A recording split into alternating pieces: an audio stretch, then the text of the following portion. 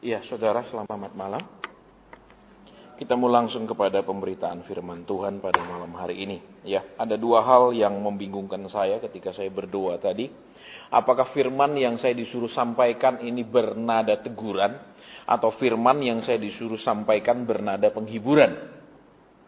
Saudara, karena ayat-ayat yang saya disuruh sampaikan kepada saudara ini, kalau atasnya itu berbicara tentang penghiburan, kalau bawahnya bicara tentang teguran, tetapi dengan tema ya dari hal yang sama. Itu yang agak membingungkan saya, saudara. Karena kembali ya, saya bisa sampaikan kepada saudara dari pengalaman saya sebagai hamba Tuhan, dari didikan saya sebagai hamba Tuhan, dari jam terbang saya khotbah, saya bisa. Tetapi saudara, tentu saja itu tidak akan seperti yang Tuhan mau. Tentu saja itu tidak akan persis seperti yang Tuhan kehendaki. Saudara, makanya tadi saya bilang, Tuhan, apakah ini nadanya penghiburan atau ini nadanya teguran? Dari ayat yang sama, saudara, dari peristiwa yang sama, dari perikop yang sama, itu agak membingungkan. Ya, tetapi saya menurut saja, saudara, nanti kita lihat apa yang Tuhan suruh saya sampaikan, karena kembali, kalau kita sebagai hamba Tuhan yang biasa berkhotbah, saudara, kalau kita sudah menyiapkan semua ayat-ayatnya, itu kita yang ngomong. Ya, bukan Tuhan, bukan Roh Kudus. Tetapi kalau kita benar-benar tidak tahu, kita hanya siap dalam hidup doa, kita hanya berdoa, dan kita tidak tahu sama sekali apa yang kita akan sampaikan, dan ketika itu Tuhan menyuruh kita menyampaikan sesuatu, itu dari Tuhan, bukan dari hasil olah dan persiapan kita sebagai manusia. Tetapi saudara, tentu saja kita manusia ya seringkali tidak nyaman ketika kita terus-menerus di bawah pimpinan dan kehendak Tuhan. Itu senang tidak senang orang akan banyak seperti itu. Orang akan lebih nyaman kalau semua hidupnya itu ada keteraturan. Misalnya jam doa tetap jam sekian, ya itu sudah teratur. Tiba-tiba Tuhan, kita misalnya seperti jam doa jam 5, tiba-tiba jam 1 Tuhan bilang bangun berdoa. Seringkali kita tidak nyaman. Kita seringkali nyaman dengan hal-hal yang kita atur sendiri, yang kita tetapkan sendiri pada saat, baik itu secara rohani maupun jasmani.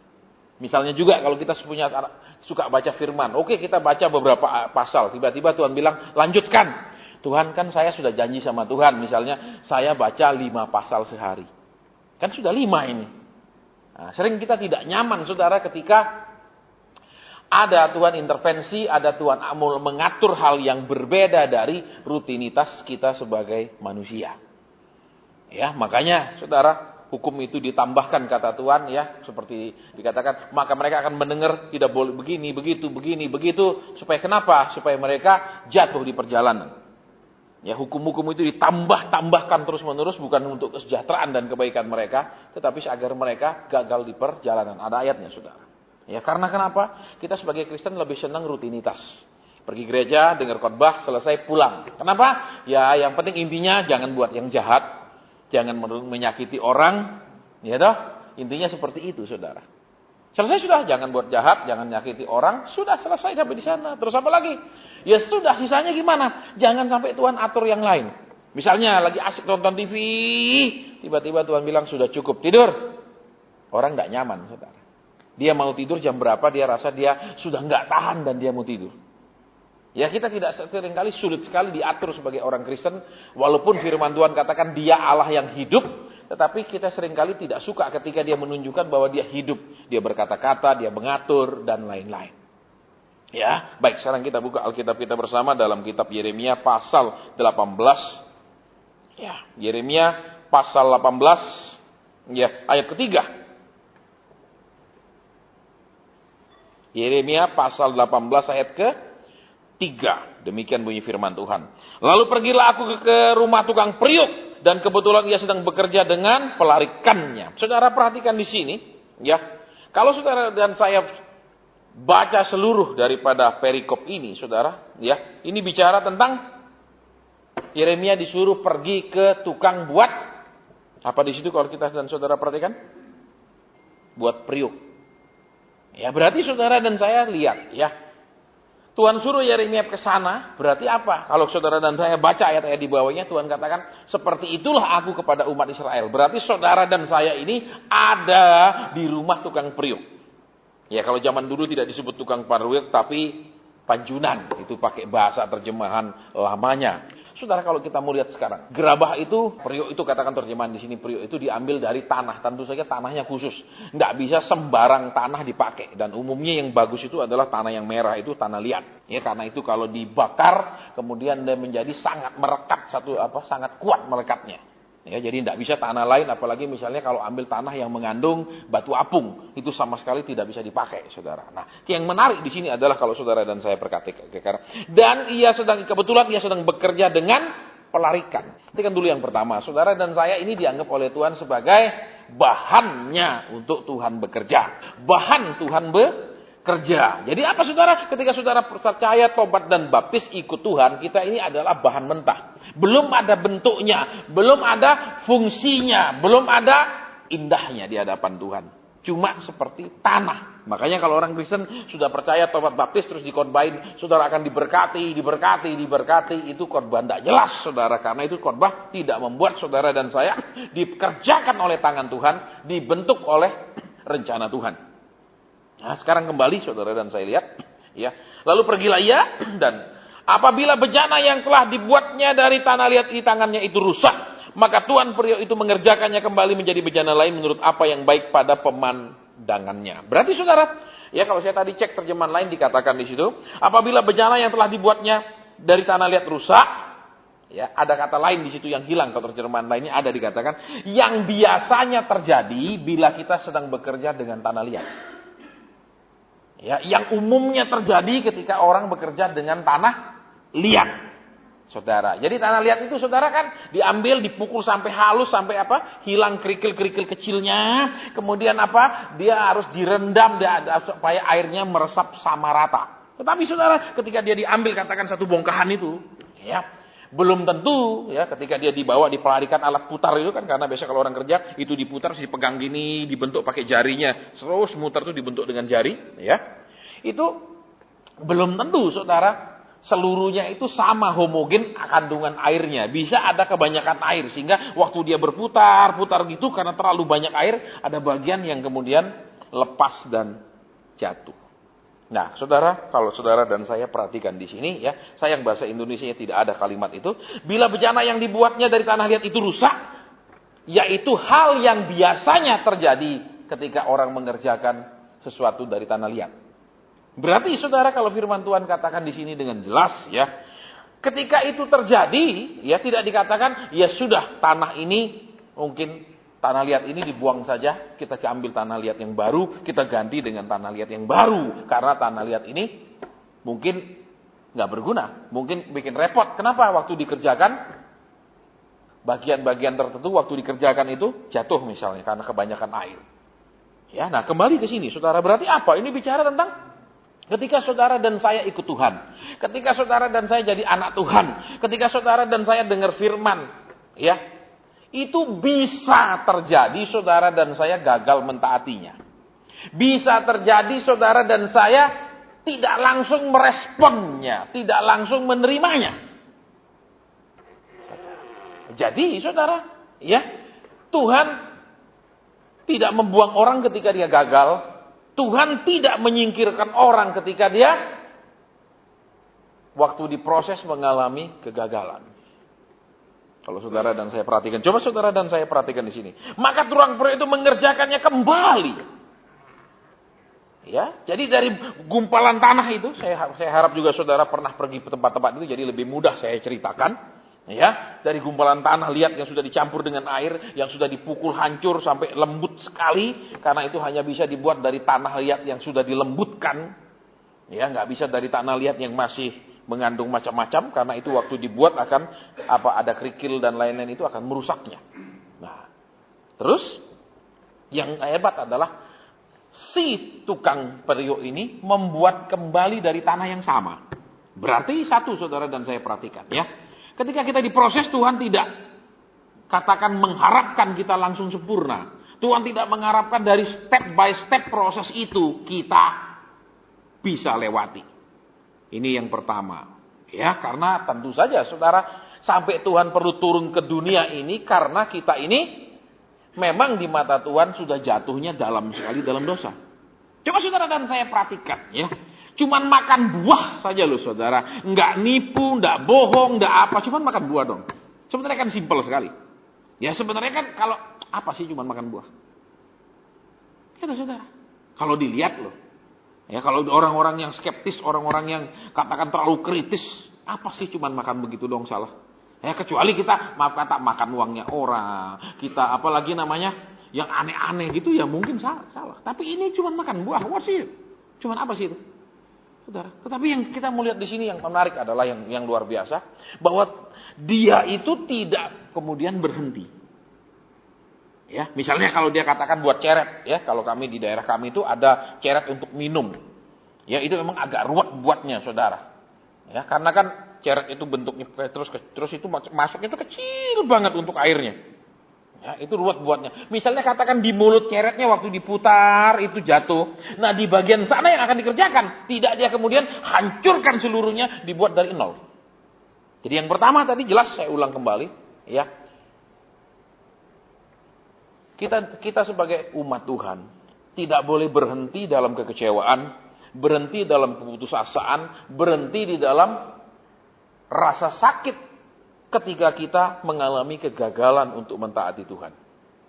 Tuhan tetap memberikan kesempatan untuk orang itu bangkit kembali. Ini dulu yang pertama. Jadi tidak ada, wis aku gagal lah. Aku ini manusia nggak berguna lah. Aku ini memang tidak bisa taat. Aku ini memang tidak sanggup. Ya sudah sampai di sana. Ini yang pertama. Jadi Tuhan itu selalu memberikan kesempatan. Saudara. Yang kedua yang menarik adalah ya, di bagian yang mana yang bermasalah itu yang akan dikerjakan kembali. Ya, berarti apa? Di bagian yang salah itu akan dikerjakan kembali. Jadi Tuhan tidak dikatakan kemudian dia mengambil yang hampir jadi itu dan menghancurkannya kembali menjadi gumpalan tanah liat. Tidak, saudara. Dia mengerjakan kembali di bagian mana yang rusak. Berarti apa, saudara? Yang kedua. Ya, saudara dan saya tidak bisa lari dari pembentukan Tuhan, dari proses Tuhan terhadap hal-hal yang saudara dan saya belum lulus. Di bagian itu Tuhan akan kejar terus, di bagian itu Tuhan akan kerjakan terus. Ya, saya mengalami saudara ketika Tuhan mengejar saya di bagian hal yang sama dari hidup saya. Ya, dengan peristiwa yang sama dari hidup saya, dengan berhadapan dengan orang yang statusnya sama kepada saya. Saya mengalami hal yang sama. Ketika saya hampir menikah di Australia. Ya, mertua saya nggak setuju. Padahal waktu saya menghadap dia katakan, no problem.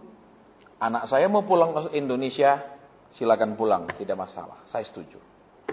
Saya siapkan semua untuk pernikahan, tiba-tiba dia bilang, saya nggak setuju. Loh, ini kayak ngomongan anak-anak. Ya, saya udah malu banget dong. Kenapa? Lah sudah katanya sudah waktu ngomong sudah oke. Saya siapin semua terus bilang nggak boleh. Ini apa-apaan sih?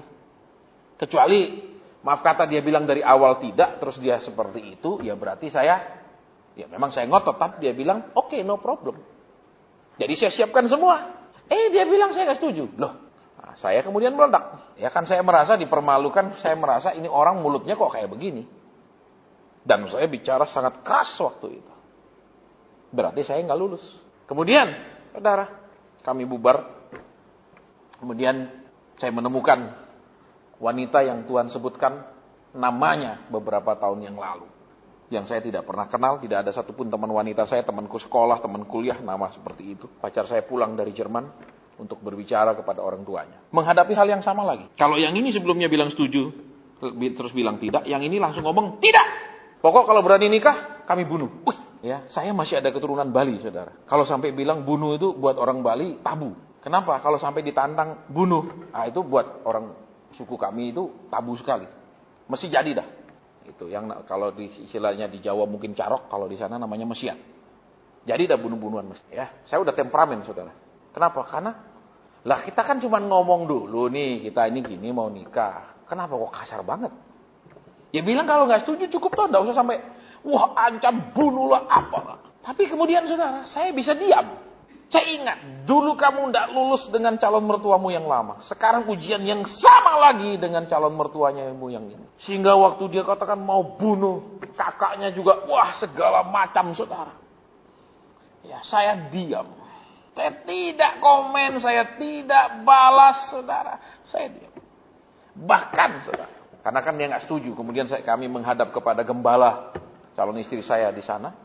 Kami sampaikan persoalannya. Gini loh, kami mau menikah, keluarga tidak setuju. Dia tanya saya, usia kamu berapa? Saya bilang saya usia 40-an. Terus ditanya, calon istri saya usia berapa? Usianya segini. Oke, kalian sudah dewasa. Ya lebih dari dewasa, saudara, kalau umur segitu. Ya, kemudian dia katakan, baik, saya akan memberkati kalian. Sebagai gembala, saya akan memberkati kalian.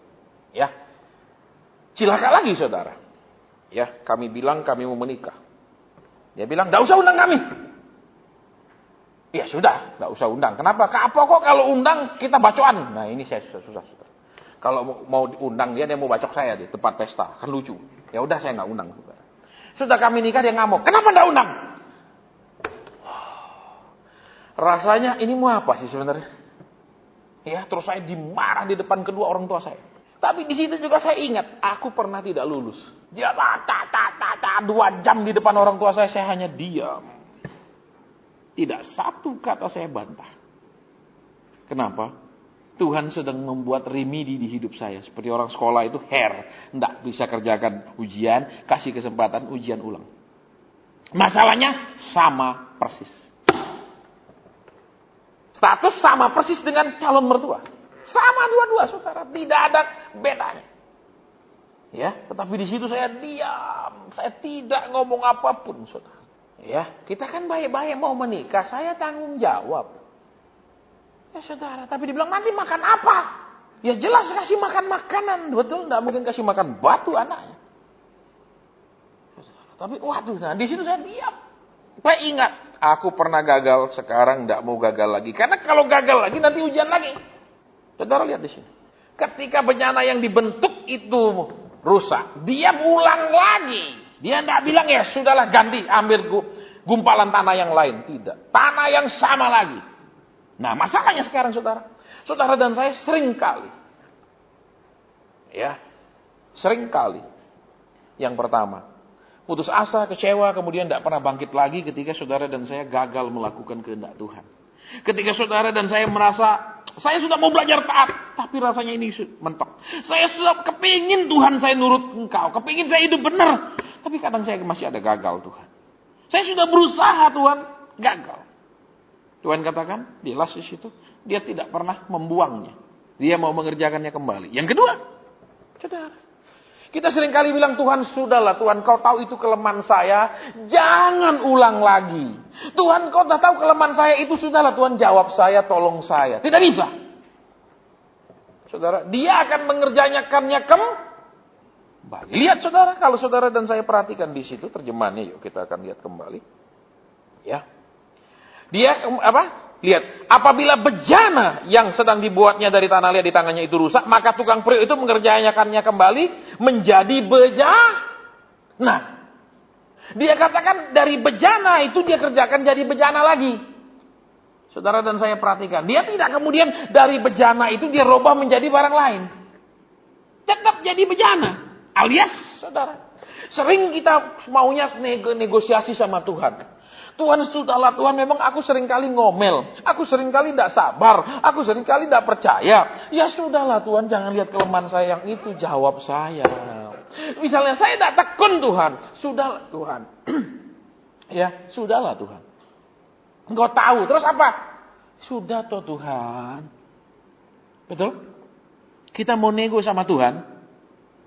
Saudara, kita mau kalau bisa bejana itu diganti, betul?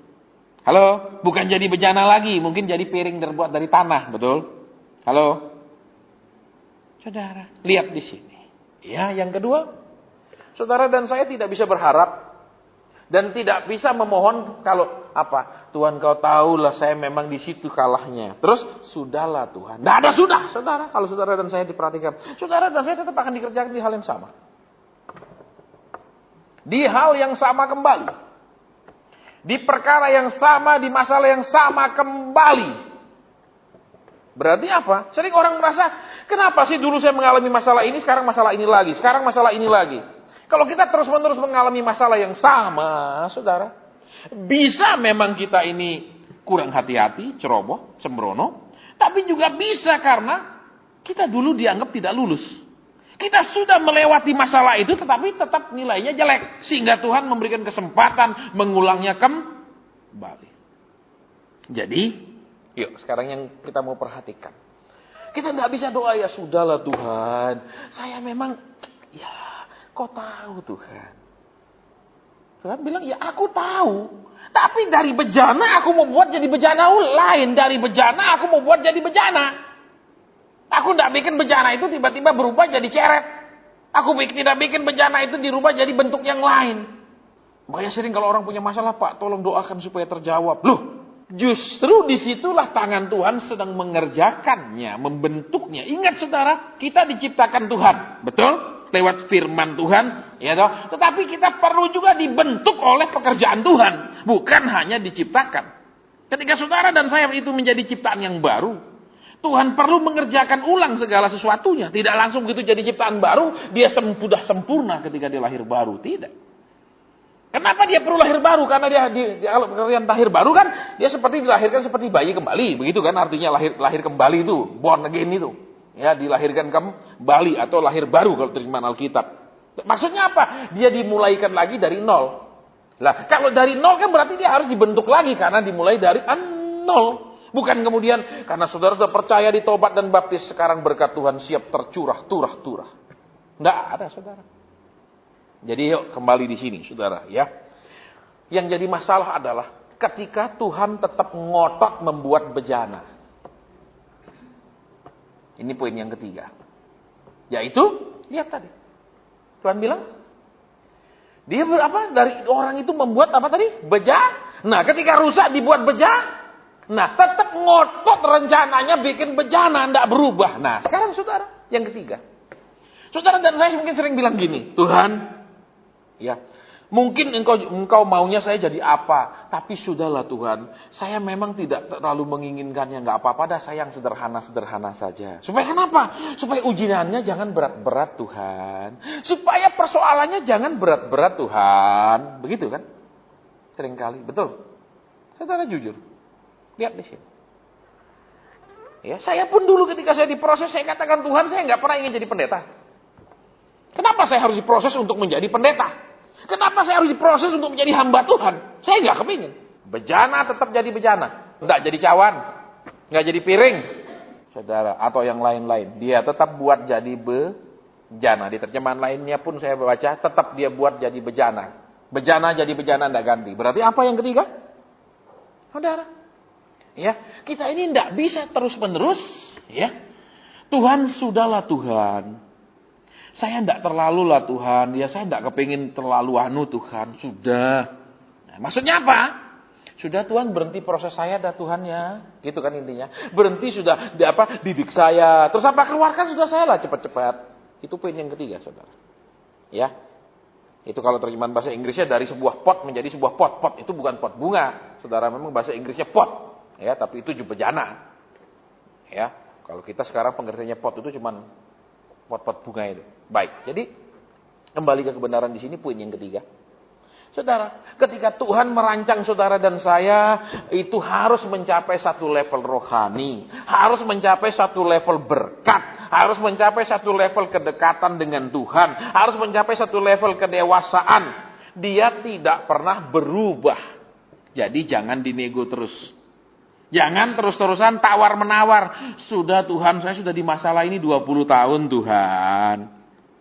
Loh, kalau anak itu tetap tidak naik kelas, terus mau diapakan? Coba saudara dan saya perhatikan. Ya pemerintah kan bikin sistem sekolah, ya kan, sistem pendidikan. 6 tahun SD. Tapi itu bisa jadi 7 tahun, bisa jadi 8 tahun kalau dia nggak naik kelas. Iya kan? Betul saudara? Betul. Yang kedua saudara. Kalau kita ditetapkan katakan jadi sarjana, berarti kita nggak boleh berhenti di SMA. Kan begitu penetapannya. Nah, yang ketiga ini adalah jadi masalah orang Kristen. Ya. Ketika Tuhan terus mau pimpin, ketika Tuhan terus mau ajar, ketika Tuhan terus mau membuat dia lebih mengerti, dia jenuh sama Tuhan. Dia bosan sama Tuhan. Saudara. Saya pun ngalami. Saya katakan saya nggak khotbah terus saya bilang saya tidak pernah ngalami. Saya pun ngalami, saudara. Ya, ada saatnya di mana saya sangat rasanya udah tidak kepingin melayani sama sekali. Ya, itu saya alami beberapa bulan yang lalu. Saudara tidak tahu, saya tetap khotbah. Saya ngalami, saudara. Ya, di mana teman saya kalau sudah karib itu sudah nggak peduli lagi. Saya ini lelah atau tidak. Saya ini datang baru habis pelayanan di mana saja selama berapa lama dia nggak mau tahu.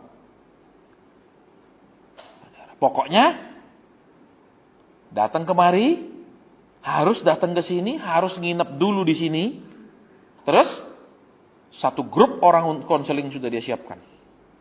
Dia nggak mau tahu, saudara, bahwa saya sudah dari kondisi keliling.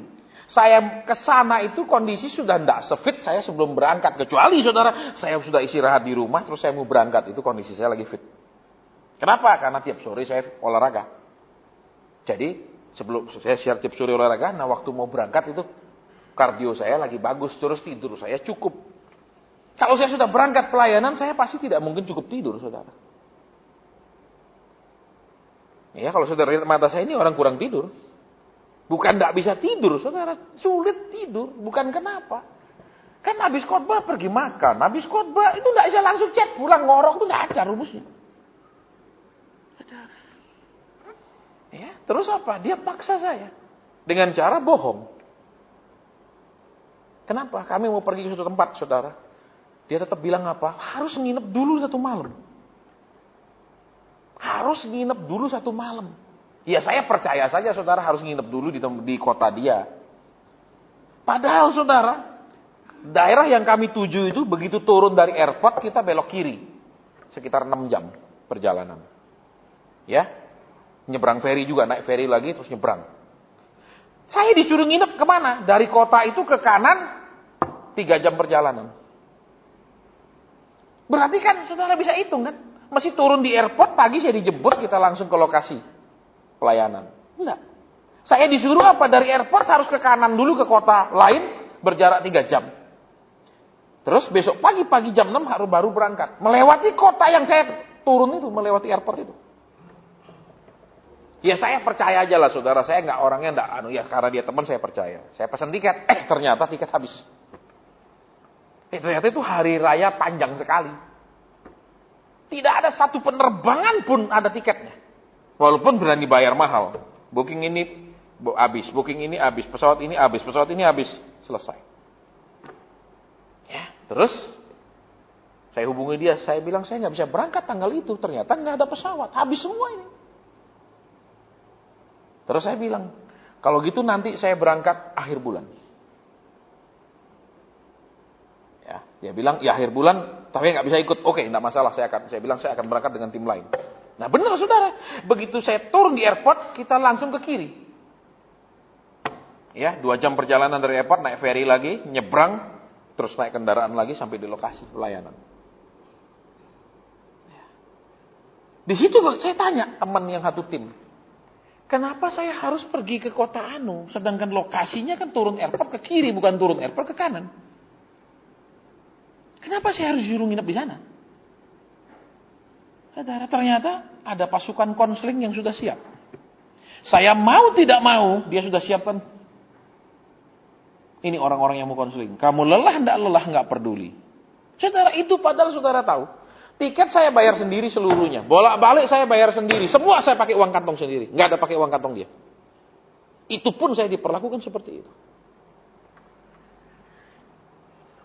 Ya, saya down, saudara. Aduh Tuhan. Kenapa? Dulu aku jadi manajer hotel, nggak ada orang berani giniin aku. Ya, kenapa begitu aku jadi hamba Tuhan, semua orang berani, sembarangan. Kita nggak ada harganya. Saya karep dia. Apalagi kalau tiket saya suruh dia belikan. Saya semua beli sendiri, bolak-balik saya semua. Saudara. Ya, nginep di hotel pun saya booking. Bayar sendiri. Saudara, itu pun tidak mau peduli. Apalagi kalau dia yang bayarin saya tiket. Bisa dibayangkan, saudara, saya diinjakin. Ya, kemudian saya merasa, saudara Tuhan, tawar hati saya melayani, saudara.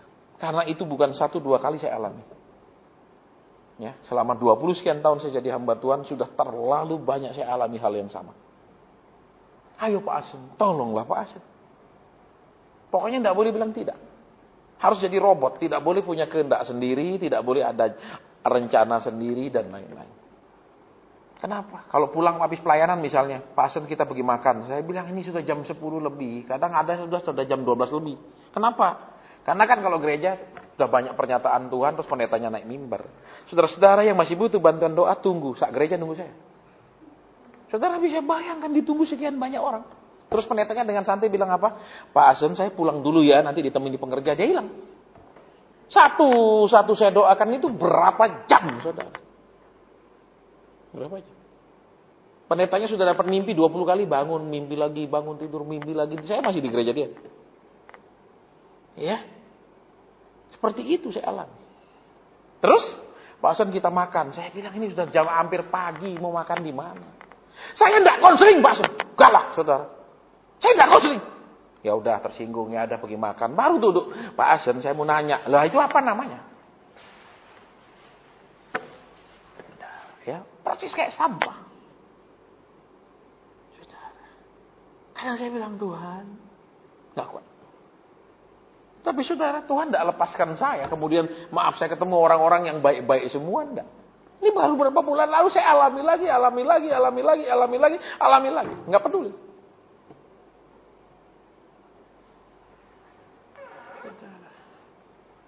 Ya, enggak peduli. Yang penting apa? Kamu kan hamba Tuhan. Tugasmu melayani. Ini ada pasien, layani. Biar kayak apa lelahnya enggak peduli, enggak ada urusan. Ini pasien, layani. Kayak gitu, saudara. Ya dalam hati saya kenapa dia nggak tanya gembalanya aja? Ya gembalanya terima persembahannya tiap minggu, terima perpuluhannya, persembahan tatangannya, persembahan buah sulungnya, semua terima. Kenapa nggak nanya dia aja? Sering saya seperti itu, saudara. Tapi ya Tuhan, lihat di sini. Bejana itu tetap harus jadi bejana. Nggak boleh ganti jadi teko, ceret. Saudara, nggak ada ceritanya. Jadi vas bunga, tidak ada. Bejana jadi bejana. Balai harus jadi itu. Lihat yang ketiga. Jadi kalau saudara bilang Tuhan, sudahlah Tuhan. Tidak ada sudah kalau belum jadi. Lihat di situ ketika rusak dibikin lagi jadi yang lain. Tuhan bersedia mengulang-ulang prosesnya. Sementara kita muak ketika menghadapi masalah yang berulang-ulang.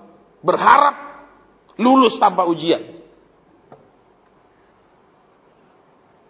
Halo? Tadi saya bingung, Tuhan ini ayatnya dibawa kemana? Penghibur kah? Atau menegur? Ternyata seimbang. Ada hiburan dan teguran. Ini menghiburnya, Tuhan tidak pernah tinggalkan kita, lepaskan kita waktu gagal. Itu penghiburannya. Kita gagal, Tuhan bilang, wajar nak.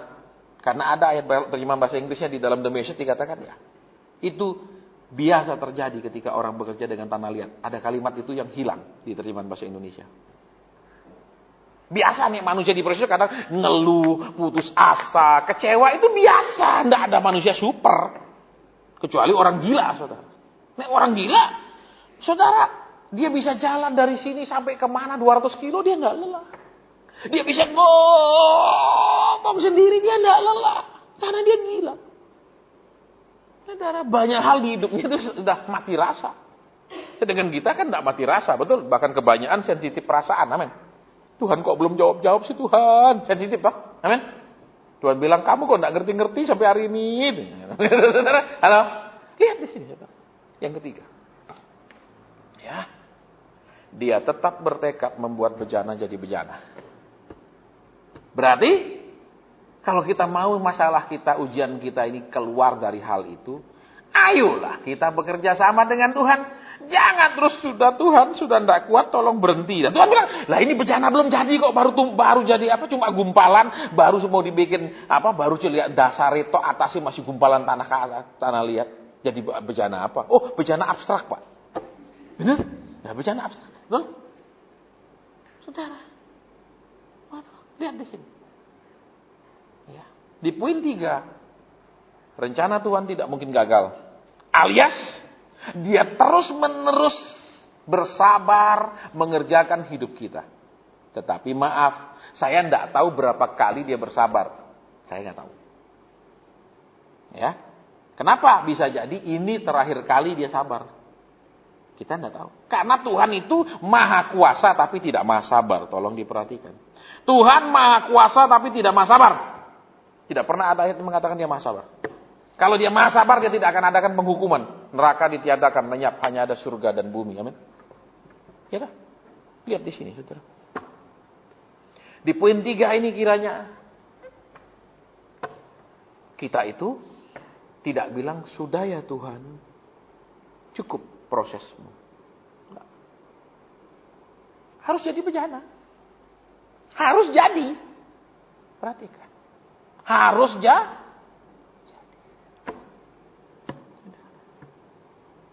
Ayo sekarang, berarti kalau kita sudah doa, Tuhan cukup ya, ini sudah 10 tahun. Tuhan bilang, iya sudah 10 tahun, tapi belum jadi, gimana? Tuhan, sudah ya, ini cukup berat. Lah gimana selesai kalau memang itu belum berbentuk? Halo? Halo? Jadi, saudara dan saya tidak perlu ngeluh berapa lama kita diproses, berapa berat kita diproses. Keluhkanlah. Kenapa kita ini ngeyel waktu diproses? Kenapa ini kita mokong terus waktu diproses? Iya toh saudara? Betul? Halo? Duh, saya pun saudara, walaupun saya ngerti firman Tuhan, kata Rasul Paulus bilang apa? Kami hamba-hamba Tuhan ini ada dianggap sudah jadi sampah bagi dunia. Ada ayatnya. Tapi kadang waktu saya diperlakukan jadi sampah, kadang saya tidak terima. Iya, saudara, saya sudah ini habis keliling pelayanan loh. Itu rencana saya ke sana beberapa hari, terus saya pulang istirahat. Itu kan sudah saya kelelahan sekian hari. Nggak mau tahu, saudara. Kenapa? Pokoknya banyak teman-temanku semarga mau konseling. Lah, Kristen itu banyak calo, saudara. Kenapa? Dia punya masalah, nanti ada Pak Asen ya, datang tenang. Oh tenang, nanti saya aturkan ketemu dia. Itu calo. Kok semua beban dia nempar ke saya? Nek dia mau layani dia. Semua ke saya, saudara. Ya sampai saya kadang heran. Ya, dulu sih saya diam. Ini hal yang sama, saudara. Saya habis khotbah, saya bingung. Ini kok begitu banyak orang baru, saudara. Begitu banyak orang baru waktu itu. Terus apa? Begitu amin, semuanya mendekati saya. Saya ngerti mereka datang hanya untuk konseling.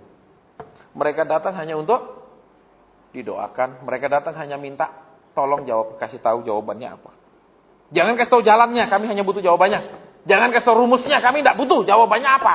Alias, kami punya masalah gini, tolong doakan supaya selesai. Itu aja mintanya. Mereka tidak pernah belajar, masalah kami begini, jalan mencapainya apa, jalan keluarnya apa. Tidak butuh. Yang butuh, tolong doakan supaya selesai. Tolong doakan supaya ditolong. Itu aja masalahnya. Sudah. Lihat kembali di sini. Ya, selama saudara dan saya bilang, sudahlah Tuhan. Ya, Tuhan bilang, apanya sudah? Saya pun begitu, saudara.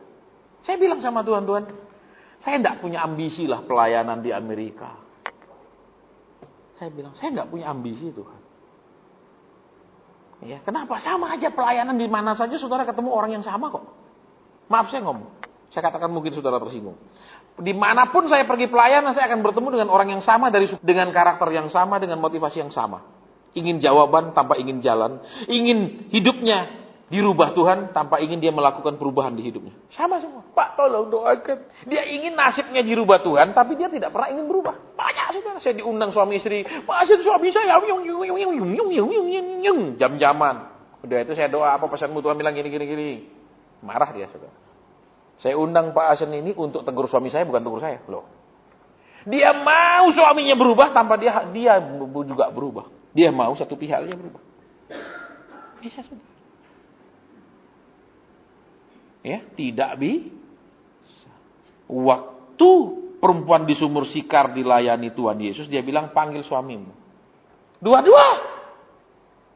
Tapi itu bukan suamiku. Benar bukan suamimu, pokok panggil datang dah.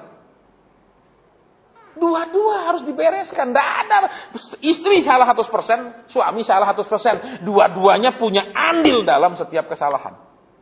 Bisa diawali dengan kesalahan suami atau diawali oleh kesalahan istri. Tapi kemudian pasangannya memberikan respon yang salah sehingga itu menjadi permasalahan besar dari hal kecil. Dua-dua punya kesalahan. Saudara. Ya.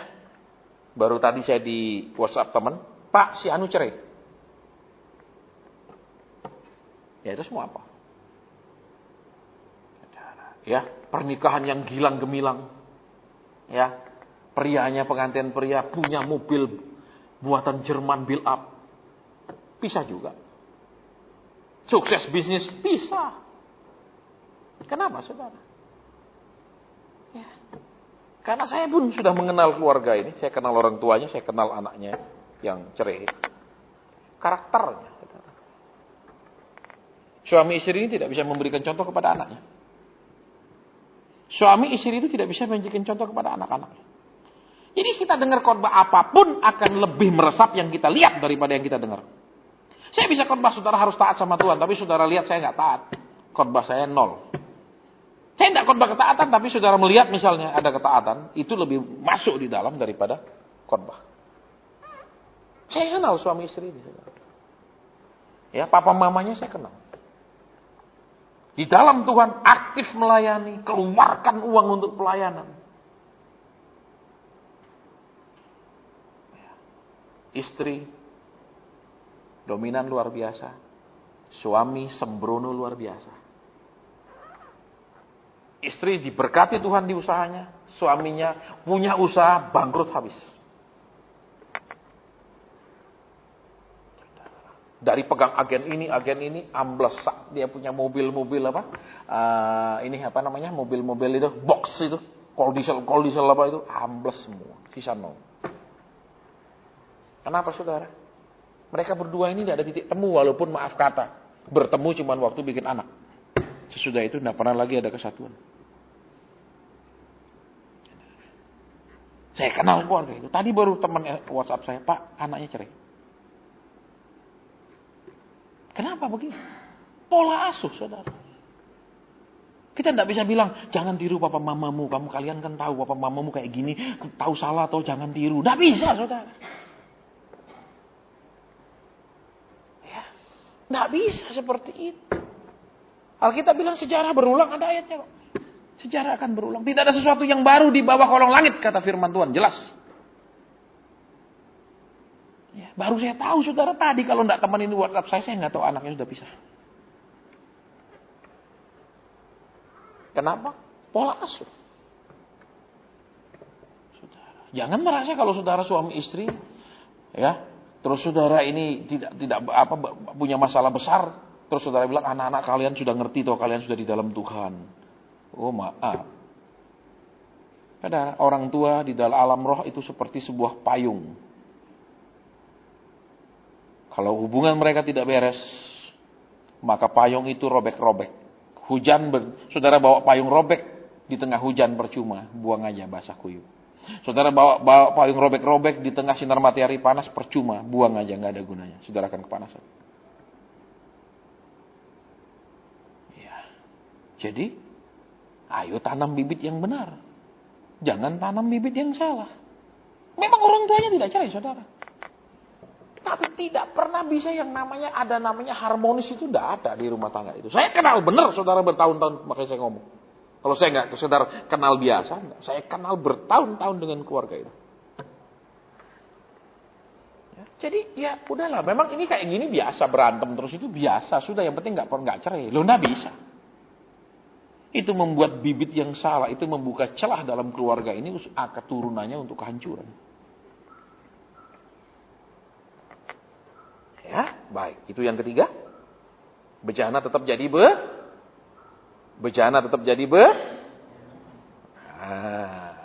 jadi sekarang kalau bilang sudahlah Tuhan, lepaskan tanganmu atas hidupku. Tuhan bilang nggak bisa. Kau belum jadi, sorry. Halo. Jadi, tapi kok masalah gini lagi, masalah ini puluhan tahun. Lah Tuhan bilang kau kerjakan soal, nggak mari-mari, itu nggak kau jawab soal itu tetap. Bagaimana bisa keluar ruang ujian? Halo.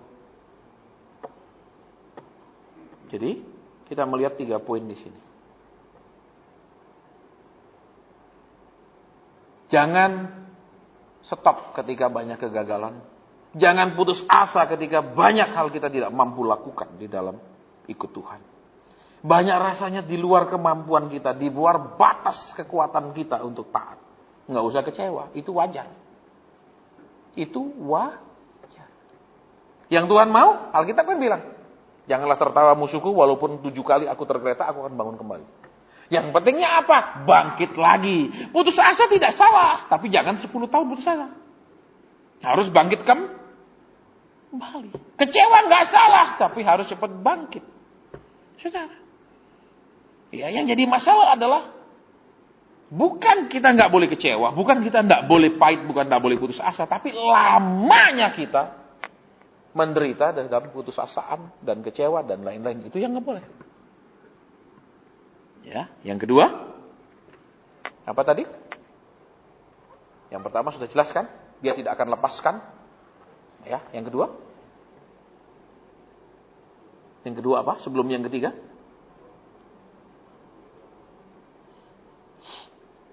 Baik, saudara.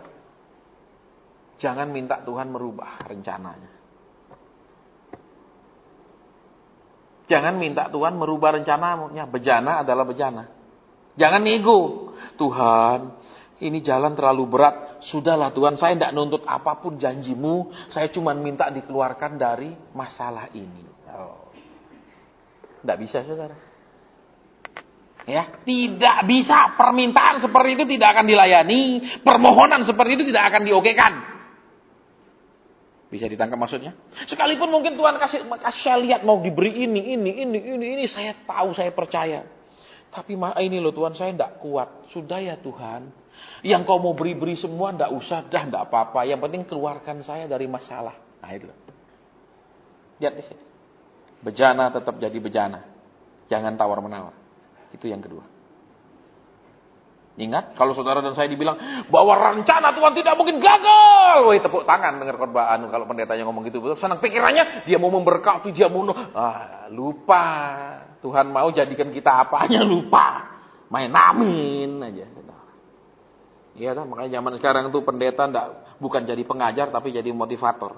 Tidak bisa dibedakan khotbahnya memotivasi dengan khotbahnya mengajar, edukasi. Pokoknya bersama Tuhan kita lakukan perkara yang besar. Amin. Lo gitu percaya, betul. Banyak orang juga di dalam Tuhan rugi besar. Banyak. Yang datang kemarin malam di persekutuan kita itu rugi 50 miliar. Kenapa rugi? Percaya nubuatan. Dia invest karena nubuatan itu dan dia kehilangan 50 miliar. Kenapa? Bersama Tuhan. Ini ada bisnis menjanjikan. Berarti ini berkat Tuhan. Tuhan membukanya. Kapan saudara lihat Tuhan buka sembarang? Amin. Bisa setan membukanya harus ditungguin masuk. Cepat. Nyebur jurang. Ketika dia rugi total. Dia kejar pendeta itu. Pendeta itu menghilang, menghindar terus. Siapa yang diajak kongsi? Pendeta itu. Jadi lihat di sini. Saudara dan saya itu tidak bisa pakai ayat. Untuk kita pakai sendiri itu tidak bisa. Kita kan bangsa yang diberkati. Berarti apa? Pokok saya kerjakan apa saja dibuat berhasil. Karena ada ayatnya apa saja yang dikerjakan Lah iya nih apa saja yang dikerjakan menurut maunya Tuhan berhasil. Nih menurut maunya Dewi tidak jelas. Karena kan ada ayat lain yang mengatakannya. Betul. Loh, bersama Tuhan kita lakukan perkara yang. Tapi kalau narik-narik Tuhan, maksa Tuhan ikut kita untuk melakukan perkara besar. Tidak terjadi. Jadi jangan wah Pak ini loh Pak ada tanah. Terus gimana? Wah ini kayaknya Tuhan buka jalan Pak. Saya tidak tahu Pak. Saya tiba-tiba ditawarin Pak. Langsung pikirannya berkat dari Tuhan. Kristen itu selalu positif pikirannya saudara. Ya, coba saudara punya aki. Cuma ada positifnya, tidak ada negatifnya. Tidak fungsi. Betul? Coba saudara pasang listrik. Cuma ada satu kabel yang masuk. Itu cuma kabel positif atau negatif. Bisa nyala? Tidak bisa. Jangan main super positif terus pokoknya ku percaya. Saya tak uji, saya jangan percaya tok. 50 M hilang saudara itu banyak loh. Coba dipakaikan uang logam 1000-an. Itu berapa truk? Betul? Nyetor di bank, pegawai bank yang mati semua pingsan. Aduh Pak jangan nyetor kalau gini mati. Betul? Bayang nek 1000-an 50 miliar. Ini kisah nyata. Kemarin datang. Makan nubuat. Uji dulu. Makanya apa? Positif dan negatif. Positif kita percaya semua kata Tuhan. Tetapi juga negatifnya apa? Saya tak uji bener ndaknya. Bener ndak? Jangan amin. Amin. Pokoknya semua percaya saudara tahun ini terobosan. Betul. Amin. Tahun ini lewat ndak ada apa-apanya, tambah kecewa. Itu yang terjadi di hidup orang Kristen. Makanya yuk sekarang. Ya. Dari yang ketiga ini. Tuhan itu tidak bisa disuruh rubah-rubah. Nek saudara mau dijadikan apa? Kita lari Yunus contohnya. Amin. Sudah tahu toh kisah Yunus? Sudah. Terus apa lagi? Kalau kita mau diangkat, kita setengah jalan. Kita dibuang. Kan Tuhan bilang, aku akan membawa kamu ke negeri yang mengalir susu dan madu. Orang Israel bilang apa? Di padang gurun ini susah banget, sudah kita balik aja, nggak usah sampai sana. Betul? Betul apa ya?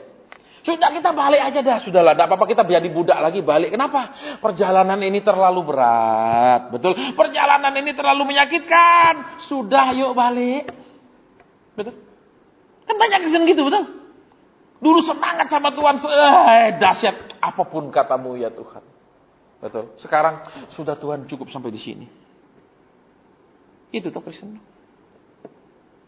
Jadi lihat. Orang Israel tidak mau melanjutkan perjalanan. Dan semuanya mati di padang gurun. Dan Alkitab bilang apa? Aku bersumpah bahwa mereka tidak masuk ke perhentianku. Perhentiannya Tuhan di surga. Saudara sudah jadi Kristen pasti masuk surga. Enggak ada. Alkitab bilang setiap kita akan menghadapi pengadilan Kristus. Lah kalau semua masuk surga buat apa Tuhan bikin pengadilan? Banyak gagal. Tuhan bilang, aku tidak pernah buang murid. Aku tetap bersama murid itu. Nek dia mau bangkit, nek dia mau jalan lagi, nek dia masih rela aku proses, aku masih mau bersama dengan dia. Itu yang pertama. Yang kedua, apa tadi? Jangan nego-nego untuk dibuat jadi alat yang lain. Sudahlah Tuhan, nggak apa-apa dah biar aku begini-begini saja. Itulah saudara. Amin. Nanti begini-gini saja ngamuk sama Tuhan. Tuhan kok begini-begini saja. Salah lagi saudara. Mau diproses. Kita bilang sudah nggak apa-apa Tuhan. Jangan dah gini-gini aja dah. Tapi kalau gini-gini terus ngamuk Tuhan. Mana peningkatan, mana promosi, mana berkat, mana. Bingung saudara. Betul. Makanya Alkitab syukur mengatakan Allah itu kasih. Betul. Coba Tuhan itu nggak kasih dipitas semua selesai saudara. Loh gampang loh saudara. Dia menciptakan peredaran namanya semua planet. Dia bikin aja planet bumi mendekati matahari. Nggak usah dia datangkan kiamat semua terbakar habis, betul? Selesai dah. Nggak perlu pakai malaikat repot-repot. Dia cuma bilang sekarang bumi engkau muter tapi mendekati matahari. Selesai dah. Habis kan gitu? Tapi ke Alkitab syukurnya luar biasanya Alkitab saudara. Allah itu kasih. Karena tertulis Allah itu kasih. Makanya itu luar biasanya Alkitab. Kalau punya kitab luar biasa, rajinlah baca. Punya kitab luar biasa, biasa-biasa, amin. Dan biasa nggak baca, amin. Alkitab bilang Tuhan tidak bisa melawan perkataannya sendiri. Ayo sekarang, tidak usah nego-nego sama Tuhan. Sudahlah Tuhan, sudah. Tidak usah jadikan aku apa-apa, dah gini-gini aja. Sudahlah, asal cabut masalahku. Ya, ini yang paling banyak orang Kristen ngomong begitu nih doa, saudara jujur aja. Misalnya, Tuhan sudahlah jodoh yang kau mau berikan, sudah Tuhan. Tidak apa-apa dah yang lain aja, asal jangan nunggu lama-lama Tuhan. Semua juga laki, apa perempuan sama Tuhan. Amin. Tidak ada misalnya kalau Kristen hidungnya di atas sini. Ya kalau yang tidak Kristen hidungnya di sini. Tidak ada sama saudara. Amin. Halo? Tak usah tunggu-tunggu sudah Tuhan. Cukup dah. Wis. Itu kan saudara orang Kristen. Halo? Nah, kita itu seperti itu. Ya. Dan poin itu dengan jelas dikatakan. Yang terakhir. Dia tetap ngotot. Tidak akan berubah. Tugas kita lah yang berubah. Jangan paksa dia berubah. Tugas kita lah berubah. Jangan paksa dia Saya berkali-kali jujur saudara ingin berhenti jadi hamba Tuhan. Berkali-kali saya ingin pergi. Berkali-kali saya sudah bilang Tuhan sudah cukup. Tuhan tidak pernah Tuhan bilang oke nak. Ya oke, tidak pernah. Tidak pernah dia bilang iya. Kenapa? Bejana harus tetap jadi bejana. Jadi kalau saudara, Tuhan tetapkan jadi suami yang baik, Tuhan tetapkan jadi suami yang baik. Terserah istrimu tidak baik, engkau tetap ditetapkan jadi suami yang baik. Jadi jangan bilang istri saya juga nggak baik, saya boleh dong nggak baik. Loh, kan Tuhan tetapkan jadi suami mesti begini. Terserah kondisi istrinya kayak apa. Betul? Loh, iya apa enggak? Tuhan tidak pernah bilang, hai suami kasihlah istrimu bila dia baik, tunduk, sabar, tidak nuntut, hemat. Tidak ada kejelasannya. Kasihi dia, titik. Juga Alkitab bilang dengan jelas, hai istri, apa? Tunduk pada suamimu, betul? Ya enggak, terserah dia kayak Tuhan enggak bilang, tunduk sama dia kalau dia bisa menafkahimu cukup, kalau dia sayang, dia lemah lembut, dia enggak kasar dan lain-lain. Enggak ada ayatnya, enggak ada penjelasannya. Tunduk, titik. Tapi kita nego sama Tuhan. Tuhan nek gini, kan enggak salah saya kalau begitu. Tuhan, kalau dia begini, kan saya manusia, betul? Roh penurut daging lemah. Ya. Benar. Lihat di sini konsistensi dan kesetiaan Tuhan. Ketika orang Israel bilang ini perjalanan terlalu berat, ini perjalanan panas, ini perjalanan tidak menyenangkan, Tuhan tidak bilang, oke, aku ajak belok ke tempat yang lebih dekat. Tidak ada. Betul? Tetap harus sampai ke Kanaan. Amin. Apa? Wis, kamu pegel, oke, tak belok no jalan negeri yang lain. Amin. Loh, gitu. Agak diam. Saudara, ya, lihat lagi. Terus apa? Ketika mereka sampai dataran Moab. Ya, kalau saudara sekarang pergi kan itu daerah Yordania. Amon dan Moab. Tuhan tidak bilang, wis di sini aja dah, enak toh di sini tepi sungai, subur tanahnya. Wis di sini saja. Tidak usah masuk. Karena begitu masuk ada sebuah kota yang Yeriko yang begitu besar. Cukup. Betul? Kalian sudah lelah di padang gurun, aku tahu. Terus sudah jangan menghadapi beban lagi. Gitu? Enggak tahu. Tuhan bilang tetap sama Yosua. Masuk. Halo. Tuh Pak, khotbah gini kok enggak enak ya. Enaknya tahun terobosan. Tahun pembebasan dari segala masalah. Apa pengurapan. Ya sampai muntah-muntah kita dengar hal seperti itu. Benar, tapi itu yang bikin orang Kristen senang, amin. Amin. Yes. Ya tak? Benar, harapan palsu. Kalau saudara baca kitab Yesil, kitab Yeremia, saudara melihat antara pengajaran asli dan pengajaran palsu. Pengajaran asli selalu bisa berisi teguran, selalu berisi pengajaran, selalu berisi perintah Tuhan, koreksi Tuhan untuk kita memperbaiki hidup kita. Tapi pengajaran palsu selalu bilang, tidak ada masalah, semuanya baik-baik saja. Baik-baik kok, kita Kristen sudah baik, amin, sudah rajin ibadah, sudah bayar perpuluhan, baik semua, apalagi. Sekarang saudara berhak nuntut Tuhan kirim segala macam, amin. Amin. Nah, cuman tanah liat, belum ada bentuknya. Dia akan membentuknya. Bejana balik jadi bejana. Tidak bejana jadi ceret, tidak ada urusannya. Ya bejana jadi bentuk piring, tidak ada. Kita sudah bosan masalah kita kecewa sama diri kita sendiri, kita putus asa sama kelemahan kita. Ayo bangkit. Tuhan tidak pernah tinggalkan kita ketika kita jatuh. Saya berkali-kali, dia tidak pernah tinggalkan. Yang kedua, jangan nego level yang harus kita capai. Menjadi apa kita nanti, jangan nego dengan alasan karena berat untuk mencapainya. Yang ketiga, jangan minta rubah-rubah rencana Tuhan. Tuhan tidak akan bilang oke. Ketika kita harus mencapai satu tingkat kekudusan, satu tingkat keintiman dengan Tuhan, satu tingkat kepekaan, satu tingkat berkat, dia tetap menginginkannya. Kita tidak boleh bilang, cukup sudah sebegini Tuhan. Udahlah cukup Tuhan, ada deposito, ada tabungan, ada apa-apa, cukup Tuhan. Jangan utik-utik saya lagi. Biarkan saya menikmati hidup dalam kenyamanan. Tidak ada. Saudara, orang ikut Tuhan itu tidak nyaman. Dari seluruh Alkitab saudara perhatikan, ikut Tuhan itu tidak nyaman. Abraham enak di Ur Kasdim, cukup makan, cukup minum, dekat sama keluarga, cuma satu kekurangan, belum punya anak. Itu tok masalahnya. Betul? Tuhan suruh tinggalkan, lihat di perjalanan masalah demi masalah. Tidak nyaman. Halo? Jangan lihat terus tapi kemudian. Ya kemudian sesudah prosesnya. Betul? Kita cuma lihat kemudiannya loh, saudara heran. Lihat Yusuf. Anak kesayangan bapaknya, betul? Anak kesayangan tahu baju paling baik dikasih bapaknya. Sementara saudaranya semua kerja di ladang, dia nggak boleh pergi jauh-jauh dari bapaknya, di rumah doang anak mas. Begitu Tuhan punya rencana, dijual jadi budak, masuk penjara. Nggak enak. Jangan lihat belakangnya jadi rajanya. Banyak pendeta khotbah langsung ke ujungnya, saudara. Jalannya dari mana? Oh, ada bypass khusus pendeta itu punya. Betul? Pendeta lain tidak tahu bypassnya. Oh, dia langsung bisa jalan tikusnya sampai. Itu saudara percaya jalan-jalan tikus khotbah itu. Amin. Oke, terus lihat lagi. Enak-enak pelihara kambing domba, ya toh, kerjanya nyanyi-nyanyi main kecapi, ya toh, diurapi oleh Nabi Samuel. Sejak itu hidupnya tidak enak terus. Berhubungan dengan maut terus. Memang akhirnya jadi raja, akhirnya. Halo. Tidak enak. Terus lihat lagi, saudara sebut aja lah sama di Alkitab. Ada yang enak? Enggak. Contohnya lagi Elisa. Orang kaya, buktinya tanah ladangnya begitu luas, digembalakan dengan 10 pasang lembu. Luas sekali. Terus Elia bilang ikut aku. Jadi apa? Pembantu. Enggak langsung karena orang kaya maju ke depan terima urapan. Enggak ada. Jadi pembantunya Elia selama 18 tahun. Orang kaya jadi pembantu. Jadi jongosnya Nabi. Kalau zaman sekarang kebalik. Orang kaya memperjongos Nabi. Iya.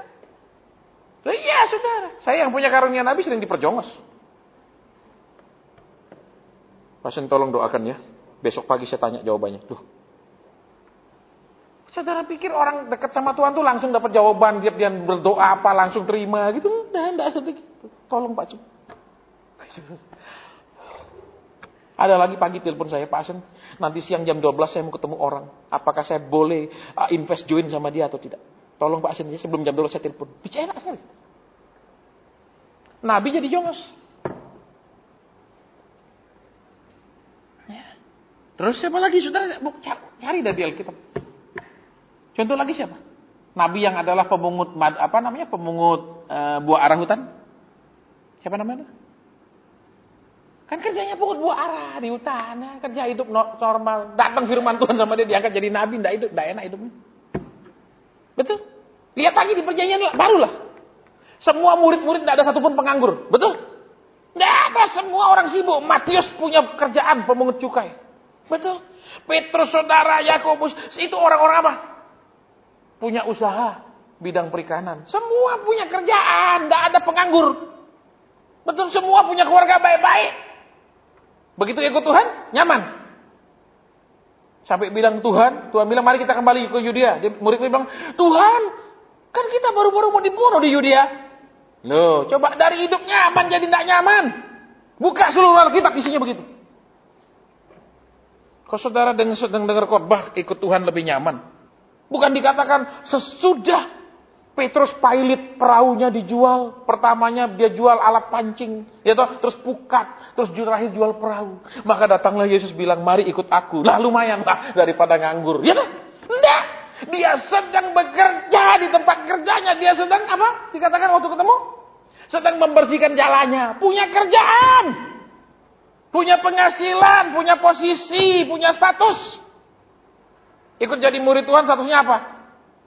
Dimusuhi orang Farisi, Saduki, orang Israel semua. Itu statusnya yang baru. Nah, kalau saudara terus ikut Tuhan, percaya, nyaman, terima pengurapan terobosan tahun ini, maju. Tuhan itu selalu polanya konsisten. Katanya Tuhan Yesus tidak pernah berubah. Betul? Lah kok polanya saudara mau robah, enak. Benar-benar. Waktu ketemu Matius ditemukan di mana? Baru dipecat karena korupsi, masalah pajak. Enggak ada. Dia lagi di rumah pemungut cukai. Kayak lagi kerja nih Matius, lagi ngitung duit. Ketika misalnya koruptor Tuhan bilang, ikut aku, seneng ya tuh, selamat kayak gini, betul? Nah, dia lagi bekerja di rumah cukai, sibuk, punya kerjaan, punya status, punya penghasilan. Tuhan bilang ikut. Nah, kalau saudara selama ini dengar khotbah yang kebalik tapi amin, betul? Betul, dengar khotbah yang percaya engkau sudah ikut Tuhan, percaya sudah dengar khotbah, percaya sudah memberi, Tuhan akan bikin lebih nyaman lagi. Amin. Lah ini Alkitab yang mana yang dipakai? Oh, Alkitab kreasi, Pak. Betul, kreativitas pendetanya. Amin. Diputar balikkan, betul? Coba ayo sekarang renungkan. Semua orang yang dipanggil Tuhan mengalami ketidaknyamanan. Betul? Betul? Loh, iya apa enggak? Enggak tahu Pak, saya jarang baca Alkitab. Enggak tahu dari awal sampai akhirnya kayak apa. Terus saya pun enggak nyaman. Sampai hari ini, tiap bulan saya masih pisah sama istri saya berminggu-minggu. Loh, nek saudara rukun berpisah itu susah loh. Ya enggak? Nek enggak rukun syukur loh. Betul? Loh iya toh, nek berantem enak lah, enggak jauh sama dia 2-3 minggu sampai hatiku tenang balik lagi. Enak. Tapi kalau rukun gimana? Nah enak. Enak jadi pengusaha tiap hari saya kumpul sama istri, ya toh. Ayo lihat di Alkitab makanya. Kalau saudara mau ikut Tuhan cuma mengutamakan kenyamanan saudara dan saya keliru. Ya, harus lewat proses demi proses untuk menjadi yang Tuhan mau. Nah, nanti nek wis dadi baru nyaman. Halo? Abraham nyaman. Kenapa? Sudah punya tanah sak negeri loh, bukan sak petak, bukan sak perumahan, sak negeri dikasih. Canggih, Pak Saudara. Ya, nyaman dia. Tapi di prosesnya kan semua tidak nyaman. Jadi kalau saudara dan saya sekarang di proses tidak merasa nyaman dan ingin berhenti, ya tidak sampai kenyamanan. Tapi Pak, saya sudah terima pengurapan. Itu bohong. Yang memberitahu saudara. Saya tidak mengecilkan saudara. Ya, memang ada pengurapan di Alkitab, tapi pengurapan untuk membypass pendidikan tidak ada. Urapan untuk menghilangkan semua proses itu tidak ada. Itu sesat. Makanya dari tadi tidak ada amin. Coba saya berdoa, saudara-saudara sekarang sudah bulan 8, kita tahu tanggal 17 kita merayakan kemerdekaan. Tuhan memerdekakan kita dari segala masalah pergumulan termasuk didikannya. Amin. Padahal sesat. Makanya kalau saudara dan saya tipenya susah cari Tuhan, lega malas cari Tuhan, lega santai cari Tuhan, percaya. Suatu hari Tuhan didik super amat keras. Untuk menghentikan lingkaran setan pola. Susah ingat Tuhan, datang kepada Tuhan cuma ditolong Tuhan. Sudah dijawab, lupa Tuhan, malas cari Tuhan. Nanti susah lingkaran itu. Supaya putus lingkarannya, Tuhan perlu mendidik sangat amat sakit. Kenapa? Supaya tidak berani tinggalkan Tuhan, tidak berani jauh-jauh lagi. Itu bukti dari apa? Tuhan, aku tidak berani lagi. Kenapa? Cukup padang gurun ku lewati sekali, aku tidak mau balik lagi ke sana. Kalau saudara sudah di proses yang super paling sakit, Kristenanmu akan berbeda. Kau akan selalu bilang, cukup Tuhan, aku tidak mau lewat padang gurun lagi. Sehingga tidak aneh-aneh sama Tuhan, tidak neko-neko sama Tuhan, tidak cari gara-gara, tidak nggarai Tuhan. Ya, baik.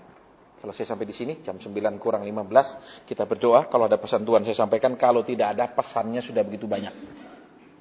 Kalau bilang saya tidak dapat apa-apa, lah terus dengar apa tadi?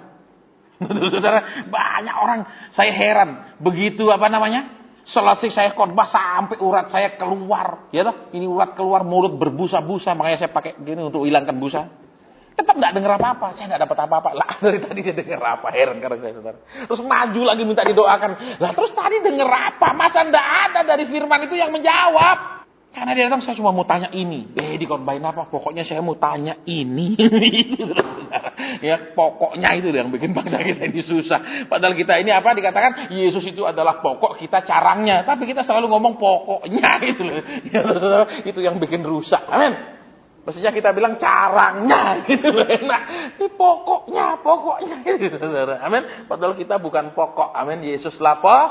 Makanya kan ada lagunya, Yesus pokok dan kitalah carangnya. Amin. Nah, tapi selalu pokoknya. Berarti saudara dan saya menggantikan posisi Yesus.